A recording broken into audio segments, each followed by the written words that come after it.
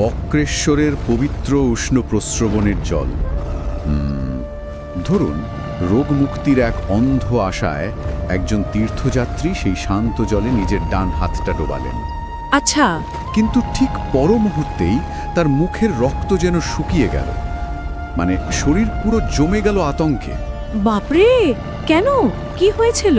কারণ জলের গভীর থেকে কেউ বা অদ্ভুত কিছু একটা তার আঙুলগুলো আষ্টে পৃষ্ঠে শক্ত করে খামচে ধরেছে।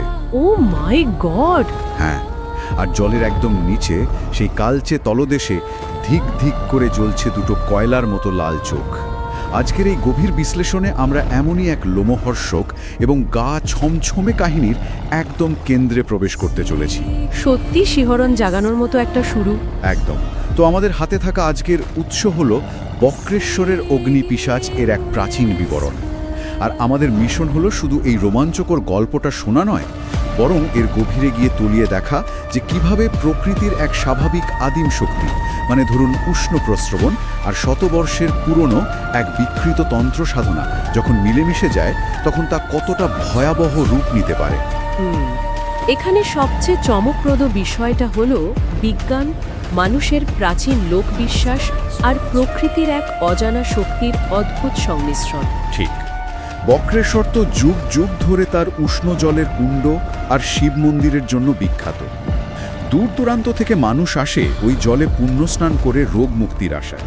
কিন্তু এই বর্ণনায় আমরা দেখছি নিরাময়ের এই জলই হয়ে উঠছে এক প্রাণঘাতী মৃত্যুফাদ। একদম তাই।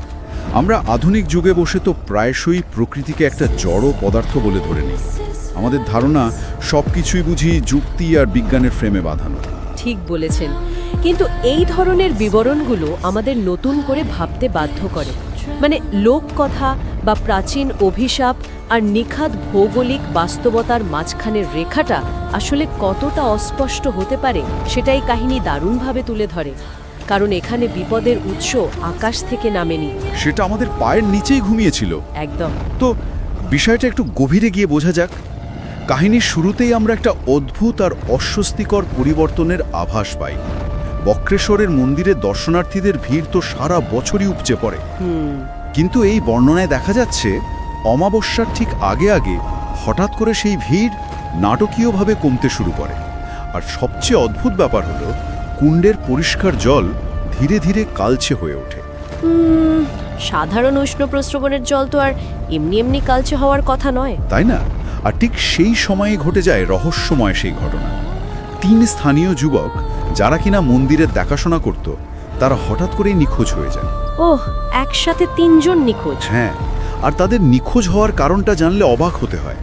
তারা আসলে কুণ্ডের নামে চলা গুজবগুলো মিথ্যে প্রমাণ করতে অমাবস্যা রাতেই সেখানে গিয়েছিল। মানে হাতে নাতে চোর ধরতে গিয়েছিল আর কি। ঠিক। আচ্ছা, বিষয়টা একটু অন্যভাবে বলা যাক।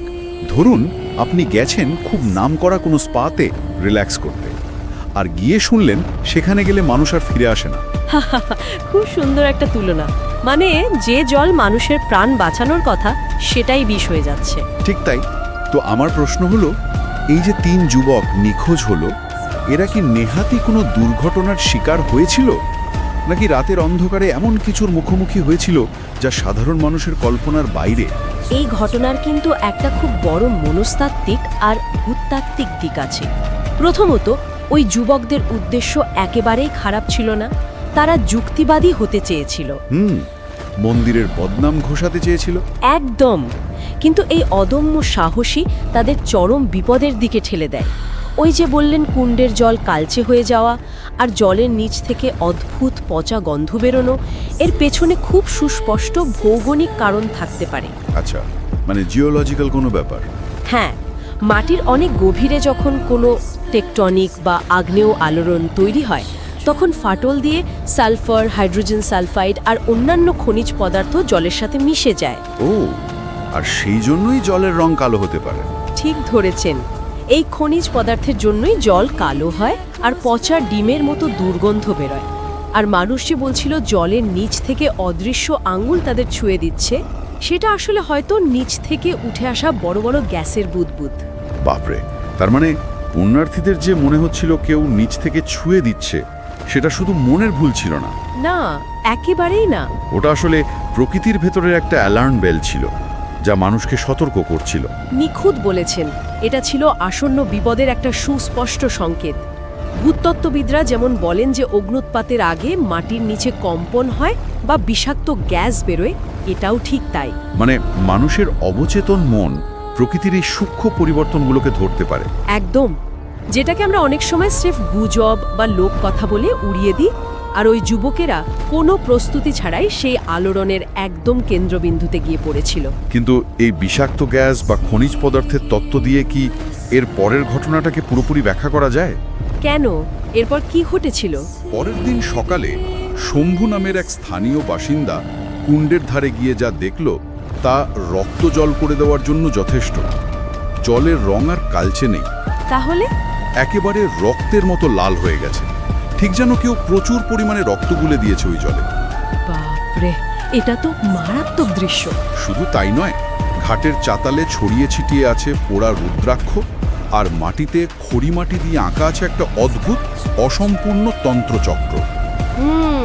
তন্ত্রচক্র, ব্যাপারটা অন্যদিকে মোড় নিচ্ছে। হ্যাঁ, ওখানকার এক বৃদ্ধ পাণ্ডা, যিনি অনেক ইতিহাস জানেন, তিনি তখন একটা হাড় হিম করা গল্প শোনান। আজ থেকে কয়েকশো বছর আগে নাকি এক অজানা তান্ত্রিক ওই জায়গায় এসেছিল। আচ্ছা, তার উদ্দেশ্য কি ছিল? সে অমরত্ব পাওয়ার লোভে পৃথিবীর গভীরের আগ্নেয় শক্তিকে বন্দী করে একটা অগ্নি পিশাচ জাগাতে চেয়েছিল। এখানেই ব্যাপারটা সবচেয়ে রোমাঞ্চকর হয়ে ওঠে। বুঝতে পারছি। মানে পৃথিবীর ভূগর্ভস্থ ম্যাগমা বা আগ্নেয় শক্তিকে কি সত্যি তন্ত্র দিয়ে নিয়ন্ত্রণ করা সম্ভব? শতবর্ষের পুরনো একটা অসমাপ্ত কাজ কিভাবে আজকের দিনকে প্রভাবিত করছে? বড় প্রেক্ষাপটে দেখলে এই তন্ত্রচক্রের বিষয়টা অত্যন্ত গভীর। এটা সাধারণ কোনো প্রেত সাধনার মতো নয়, যেখানে মৃত মানুষের অতৃপ্ত আত্মাকে ডাকা হয়। তাহলে এটা কি? তান্ত্রিক যেটা করতে চেয়েছিল সেটা হলো প্রকৃতির এক অদম্য শক্তিকে, যেটা মাটির নিচে ফুটন্ত ম্যাগমা হিসাবে আছে, তাকে মানুষের আত্মার আধারে বেঁধে ফেলার একটা বিকৃত প্রচেষ্টা। ওহ, মানে একটা আদিম প্রাকৃতিক শক্তিকে একটা অলৌকিক ফর্মে বন্দী করা। একদম। প্রাচীন কালের মানুষ আগ্নেয়গিরি বা ভূগর্ভস্থ তাপকে শুধু পাথর বা গ্যাস হিসাবে দেখত না, তারা এগুলোকে জীবিত সত্তা বা দেবতা হিসাবেই দেখত। কিন্তু এটা তো প্রকৃতির স্বাভাবিক নিয়মের সম্পূর্ণ বিরুদ্ধে যাওয়া। এটা কি এক ধরনের চরম অহংকার নয়? সন্দেহে, এবং ঠিক সেই জন্যই এই শক্তি এত বেশি ধ্বংসাত্মক হয়ে ওঠে। শক্তির একটা নিজস্ব ধর্ম আছে, সে সবসময় পূর্ণতা খোঁজে এবং প্রবাহিত হতে চায়। আটকে রাখা যায় না। ঠিক। তান্ত্রিকের সেই সাধনা কিন্তু শেষ হয়নি। সে সাধনার শেষ রাতে হঠাৎ করে অদৃশ্য হয়ে যায়। এই অসমাপ্ত সাধনাটাই যেন একটা ক্ষুধার্ত সত্তার মতো, একটা জিওগ্রাফিক্যাল ক্ষত হয়ে শত শত বছর ধরে মাটির নিচে অপেক্ষা করছিল। আর ওই তিন যুবক যখন অমাবস্যার রাতে সেখানে গেল, তারা না জেনেই সেই অসমাপ্ত চক্রের অনুঘটক হিসেবে কাজ করে ফেলল। ওই আদিম শক্তিটা তার অসমাপ্ত কাজ পূর্ণ করার জন্য ওই তিনকে তাজা প্রাণকে টোপ হিসেবে ব্যবহার করতে শুরু করলো। বাপরে! এরপর তো আসছে সেই অমাবস্যার রাত, যা কাহিনীর সবচেয়ে ভয়ঙ্কর অংশ। বিবরণ অনুযায়ী অমাবস্যার তৃতীয় প্রহরে তারানাথ, যাকে সবাই ঠাকুরমশাই বলছে, আর তার সঙ্গী নিতাইবাবু শ্মশানের ধারে লুকিয়েছিলেন। আচ্ছা, তারা কি দেখলেন সেখানে? চারদিক নিস্তব্ধ, জমাট অন্ধকার, আর তার মধ্যে কুণ্ডের জল টকবক করে ফুটছে। কিন্তু কুণ্ড থেকে সাদা ধোঁয়া বেরোচ্ছে না, বেরোচ্ছে ঘুটঘুটে কালো ধোঁয়া। কালো ধোঁয়া? হ্যাঁ, আর সবচেয়ে অদ্ভুত ব্যাপার হলো, সেই কালো ধোঁয়া আকাশের দিকে স্বাভাবিক নিয়মে না উড়ে সোজা শ্মশানের চিতার দিকে এগিয়ে যাচ্ছে, যেন তার নিজস্ব কোনো বুদ্ধি বা ইচ্ছা আছে। এটা কিন্তু খুব অদ্ভুত। বাতাস না থাকা সত্ত্বেও ধোঁয়ার ওইভাবে নির্দিষ্ট দিকে যাওয়াটা কি কোনোভাবে প্রাকৃতিক হতে পারে? দেখুন, বৈজ্ঞানিক দৃষ্টিকোণ থেকে দেখলে উষ্ণ প্রস্রবণের কাছাকাছি তাপমাত্রার পার্থক্যের কারণে এক ধরনের মাইক্রোক্লাইমেট তৈরি হতে পারে, যা ধোঁয়াকে অদ্ভুত দিকে টেনে নিতে পারে। আচ্ছা, কিন্তু এই কাহিনীর ক্ষেত্রে এই ধোঁয়ার গতিপথ আসলে সেই প্রাচীন তান্ত্রিক শক্তির একটা প্রকাশ। প্রকৃতির নিজস্ব নিয়ম এখানে ওই মন্ত্র শক্তির দ্বারা বিকৃত হয়ে গেছে। ধোঁয়াটা যেদিকে যাচ্ছিল সেটা আসলে সেই অসমাপ্ত তন্ত্রচক্রের কেন্দ্রবিন্দু। দাঁড়ান, শুধু গ্যাসের বায়ু প্রবাহ দিয়ে কি সবটা প্রমাণ হয়? এরপর যে দৃশ্যটা তৈরি হয় তার বৈজ্ঞানিক ব্যাখ্যা কি হতে পারে? কি দৃশ্য? ওই কালো আর লাল ধোঁয়ার মাঝখানে দুটো উজ্জ্বল লাল বিন্দু ফুটে ওঠে, আর ধীরে ধীরে ফুটন্ত জলের ভেতর থেকে উঠে আসে এক অর্ধদগ্ধ ছায়ামূর্তি। বাপরে! বিবরণ বলছে মূর্তিটা মানুষের মতো দেখতে, কিন্তু গায়ে কোনো চামড়া নেই। আর সবচেয়ে ভয়ঙ্কর দৃশ্য হলো সেই মূর্তির পেশির ফাঁক দিয়ে বইছে নীল আগুনের শিখা। শিউরে ওঠার মতো। চোখের কোটরে জ্বলছে রক্তাভ আগুন। আর পিশাচটা তারানাথকে সরাসরি নাম ধরে বলে যে ওই 3 যুবকের আত্মা ইতিমধ্যেই তার মায়াজালে আটকা পড়েছে। যদি এটা শুধু খনিজ গ্যাস বা হাইড্রোজেন সালফাইড হয়, তাহলে সে মানুষের নাম ধরে ডাকছে কিভাবে? এই জায়গাটাতেই লোকবিশ্বাস আর বিজ্ঞানের সীমা মিলেমিশে যায়। অতিরিক্ত বিষাক্ত গ্যাস, বিশেষ করে হাইড্রোজেন সালফাইড আর কার্বন মনোক্সাইডের প্রভাবে মানুষের মারাত্মক হ্যালুসিনেশন বা মতিভ্রম হতে পারে। মানে ওই মূর্তি দেখাটা চোখের ভুল। হ্যাঁ, আর ওই যে নীল আগুন, সেটা বাস্তবে মিথেন বা সালফার জ্বলার কারণে হতে পারে। কিন্তু ওই যে নাম ধরে ডাকা বা নির্দিষ্ট একটা চামড়াহীন মূর্তি দেখা, এটাকে বলা যেতে পারে ম্যাস হিস্টেরিয়া বা শেয়ার্ড হ্যালুসিনেশন। মানে দুজনেরই একসাথে মতিভ্রম হচ্ছিল। ঠিক তাই। মানুষের অবচেতন মনে যে প্রাচীন ভয় বা মিথগুলো লুকিয়ে থাকে, চরম আতঙ্কের মুহূর্তে সেই ভয়গুলোই বাস্তব রূপ নিয়ে চোখের সামনে ধরা দেয়। তবে কারণটা বৈজ্ঞানিক হোক বা অলৌকিক, বিপদের মাত্রাটা কিন্তু বিন্দুমাত্র কম নয়। একদমই। আর পিশাচটা এরপর যা করে সেটা বিপদটাকে আরও বহুগুণ বাড়িয়ে দেয়। সে তার জ্বলন্ত নখ দিয়ে শ্মশানের মাটির ওপর একটা জটিল নকশা আঁকতে শুরু করে। আচ্ছা, কিসের নকশা? যেখান থেকে অদ্ভুত একটা স্থবিরতা বা প্যারালাইসিস ছড়িয়ে পড়ে চারিদিকে। তারানাথ বুঝতে পারে এটা কোনো সাধারণ মারণ যন্ত্র নয়, এটা একটা বন্ধনযোগ্য বা আবদ্ধ করার প্রাচীন আচার। Binding ritual. হ্যাঁ, তো এই যে পিশাচ নিজেকে বক্রেশ্বরের মাটির সাথে চিরতরে বেঁধে ফেলার জন্য এই যজ্ঞ শুরু করলো, এর আসল উদ্দেশ্য কি হতে পারে? এই আবদ্ধ করার আচারের পেছনে লজিকটা বুঝতে হবে। পিশাচ বা ওই আগ্নেয় সত্তাটা কিন্তু নিজেকে ধ্বংস করতে চায় না। তাহলে সে কি চায়? সে তো পৃথিবীর গভীর থেকে উঠে আসা একটা শক্তি, যার নিজস্ব কোনো নির্দিষ্ট রূপ নেই। সে চায় মাটির ভেতরে ওই অসীম শক্তির সাথে নিজেকে পুরোপুরি মিশিয়ে দিয়ে একটা স্থায়ী রূপ পেতে। তার মানে সে আর শুধু ওই উষ্ণ প্রস্রবণের কুণ্ডের ভেতর সীমাবদ্ধ থাকতে চাইছে না। একদমই না।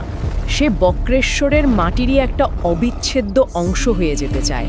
সে বাইরে বেরিয়ে এসে গোটা অঞ্চলটাকে গ্রাস করতে চাইছে। ও বাবা! তারানাথ যখন বুঝতে পারল যে ওই 3 যুবকের আত্মাকে পিশাচটা জ্বালানি হিসেবে ব্যবহার করছে, তখন সে ভবিষ্যতের ভয়াবহ পরিণতিটা আঁচ করতে পারল। মানে যজ্ঞ সম্পূর্ণ হলে কি হতো? যজ্ঞ সম্পূর্ণ হওয়া মানে হলো বক্রেশ্বরের মাটি ফেটে আগুনের পর্দা নেমে আসবে। গোটা গ্রাম, জনবসতি সব পুড়ে ছাই হয়ে যাবে। এটা অনেকটা একটা ঘুমন্ত আগ্নেয়গিরির মুখ থেকে ছিপি খুলে দেওয়ার সমতুল্য। ভাবলেই গায়ে কাঁটা দিয়ে ওঠে। পিশাচটা প্রকৃতির স্বাভাবিক ভারসাম্য নষ্ট করে একটা চরম ধ্বংসলীলা চালাতে চাইছিল। ঠিক। ওই যুবকদের প্রাণ ছিল সেই বিস্ফোরণের টোপ। কিন্তু এই ধ্বংসলীলা থামানোর তো একটা উপায় থাকতে হবে। ঠিক সেই চরম মুহূর্তে যখন পিশাচ তারানাথের আত্মাকেও গ্রাস করতে চাইছে, তখন অন্ধকারের ভেতর থেকে সেই বৃদ্ধ পাণ্ডা একটা পুরনো পুঁথি হাতে বেরিয়ে আসেন। ওই পাণ্ডা যিনি তান্ত্রিকের গল্পটা বলেছেন। হ্যাঁ, পাণ্ডার সতর্ক বাণীটা কিন্তু এখানে অত্যন্ত গুরুত্বপূর্ণ। তিনি বলেন এই পিশাচের উৎস কোনো প্রেতলোক নয়, এর উৎস হলো খোদ ধরিত্রীর জঠরে থাকা আগ্নেয় তাপ। একদম খাঁটি কথা। তাই একে পুরোপুরি ধ্বংস করা অসম্ভব। একে কেবল প্রশমিত করা বা ঘুম পাড়িয়ে রাখা যায়। এটাই এই কাহিনীর সবচেয়ে বড় দর্শন। সাধারণ কোনো অতৃপ্ত আত্মাকে হয়তো মন্ত্র দিয়ে মুক্তি দেওয়া যায়, কারণ তাদের অস্তিত্ব মানুষের ভয় বা বিশ্বাসের উপর নির্ভরশীল। ঠিক। কিন্তু এখানে শত্রু হলো প্রকৃতির একটা আদিম শাশ্বত শক্তি। আগুনের কি কোনো বিনাশ আছে? মাটির নিচের ম্যাগমাকে তো আর মেরে ফেলা যায় না। তাকে বড়জোর নেভানো যায় বা সুপ্ত অবস্থায় পাঠানো যায়। আমরা আধুনিক মানুষেরা যেমন প্রকৃতির ওপর বাঁধ দিয়ে ভাবি আমরা প্রকৃতিকে জয় করেছি, সেটাও কিন্তু একটা সাময়িক প্রশমন মাত্র। চমৎকার বলেছেন, একদম তাই। আর ঠিক সেটাই তারানাথ করেছিল, কিন্তু খুব চরম একটা মূল্য চুকিয়ে। কি করেছিল তারানাথ? পিশাচটা যখন বিজয় উল্লাসে তারানাথের দিকে তেড়ে আসছে, তার উত্তাপে চারদিকের বাতাস যেন জ্বলছে, তখন তারানাথ নিজের ঝোলা থেকে একটা ছোট ধারালো ছুরি বের করে। বাপরে! সে এক মুহূর্ত দ্বিধা না করে নিজের বাঁ হাতের তালু কেটে ফেলে, আর সেই তাজা রক্ত ওই অসম্পূর্ণ অশুভ তন্ত্রচক্রের ওপর ঝরঝর করে ঢেলে দেয়। ও, ব্লাড স্যাক্রিফাইস। হ্যাঁ, রক্তের সংস্পর্শে আসার সাথে সাথে খড়িমাটির সেই সাদা দাগগুলো টকটকে লাল হয়ে জ্বলতে শুরু করে, আর তারপরেই একটা বিশাল বিস্ফোরণ। তারপর পিশাচটার কি হলো? মনে হয় যেন বক্রেশ্বরের মাটি দুভাগ হয়ে ফেটে গেছে। বিকট শব্দে পিশাচটা আর্তচিৎকার করতে করতে নীল ধোঁয়ায় মিলিয়ে যায়। শ্মশানের সেই ভয়াবহ পরিবেশটা ধীরে ধীরে শান্ত হয়ে আসে। আর ওই 3 যুবক? সকালের আলো ফোটে, আর সবচেয়ে স্বস্তির জায়গা হলো ওই 3 নিখোঁজ যুবককে চাতালের ওপর অজ্ঞান অবস্থায় পাওয়া যায়। তাদের শরীরে কোনো আঘাতের চিহ্ন ছিল না। যাক, বাঁচা গেল। আর জ্ঞান ফেরার পর দেখা যায় তাদের স্মৃতি থেকে ওই নারকীয়র অভিজ্ঞতার সবকিছু একেবারে মুছে গেছে। তো আমার প্রশ্ন হলো, এই পুরো ঘটনাটার আসলে অর্থ কি দাঁড়ালো? রক্ত দিয়ে কেন এই যজ্ঞ থামানো গেল? এটা খুব ইন্টারেস্টিং। এটা কি তবে এক প্রাণের বিনিময়ে আর এক প্রাণকে বাঁচানোর কোনো প্রাচীন সমীকরণ? দেখুন, রক্তের ব্যবহার প্রাচীন তন্ত্রে এবং লোক বিশ্বাসে খুব গভীর একটা অর্থ বহন করে। রক্তকে প্রাণের এবং শক্তির মূল আধার মানা হয়। আচ্ছা, কিন্তু এখানে আসল পার্থক্যটা লুকিয়ে আছে উদ্দেশ্যের মধ্যে। প্রাচীন তান্ত্রিক যে রক্ত দিয়ে যজ্ঞ শুরু করেছিল বা পিশাচ যেটা চাইছিল, সেটা ছিল চরম স্বার্থপরতার, ধ্বংসের আর অমরত্ব লাভের তীব্র লালসার। আর তারানাথের রক্তটা? অন্যদিকে তারানাথ যে রক্ত দিল সেটা ছিল চরম নিঃস্বার্থ একটা আত্মত্যাগ। তারানাথ নিজেই পিশাচকে বলেছে তার এই রক্তের তেজ মহাকালের আশীর্বাদ ধন্য, এটা সত্যের তেজ। মানে সাইকোলজিক্যাল দৃষ্টিকোণ থেকে দেখলে একটা পবিত্র আত্মত্যাগের শক্তি দিয়ে সে একটা অশুভ শক্তিকে রুখে দিল। একদম তাই। এই নিঃস্বার্থ কাজটা ওই ম্যাস হিস্টেরিয়া বা ভৌগোলিক ধ্বংসলীলার শিকলটাকে ভেঙে দিল। ব্যাপারটা অনেকটা যেন সাপে কামড়ালে আমরা যেমন অ্যান্টিভেনম দিই, ঠিক সেরকম বিষকে বিষ দিয়েই কাটা হলো, কিন্তু একটা ভালো উদ্দেশ্য নেই। অত্যন্ত চমৎকার একটা তুলনা, ঠিক তাই।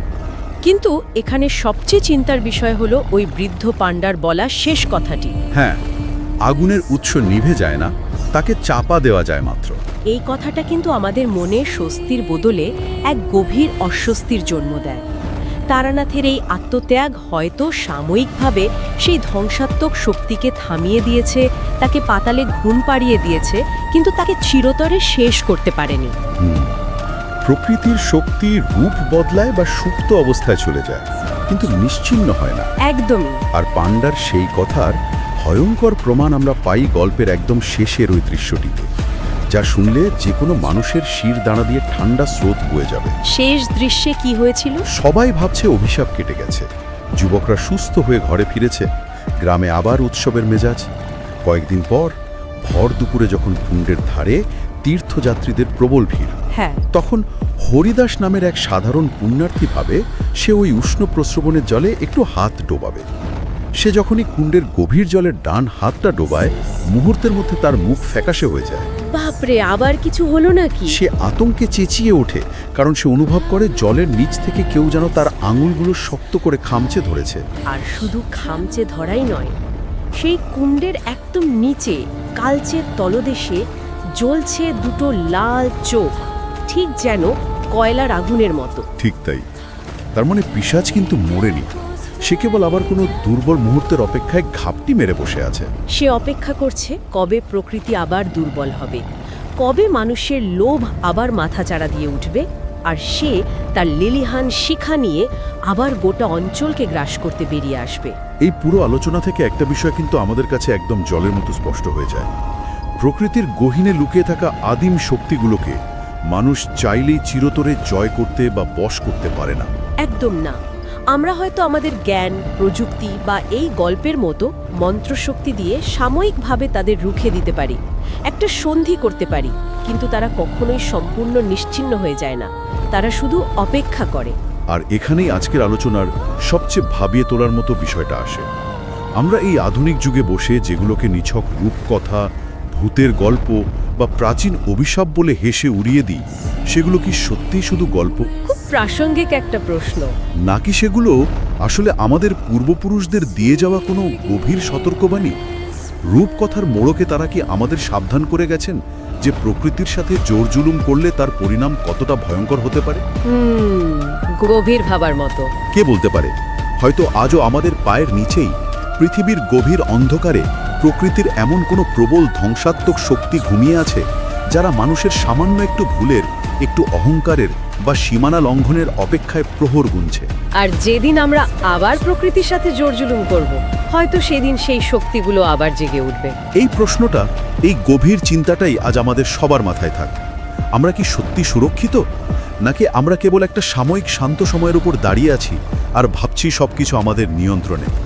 এই রোমাঞ্চকর এবং গভীর চিন্তার খোরাক নিয়েই আমাদের আজকের এই বিশ্লেষণ এখানেই শেষ করছি। খুব সাবধানে তলিয়ে দেখার মতো বিষয়। আর আমাদের সব সময় মনে রাখতে হবে, সব শান্ত জলের নিচেই কিন্তু অনন্ত শান্তি থাকে না। কখনো কখনো সেখানে শতাব্দীর পর শতাব্দী ধরে অপেক্ষা করে থাকে অজানা কোনো ধ্বংসাত্মক আগুন।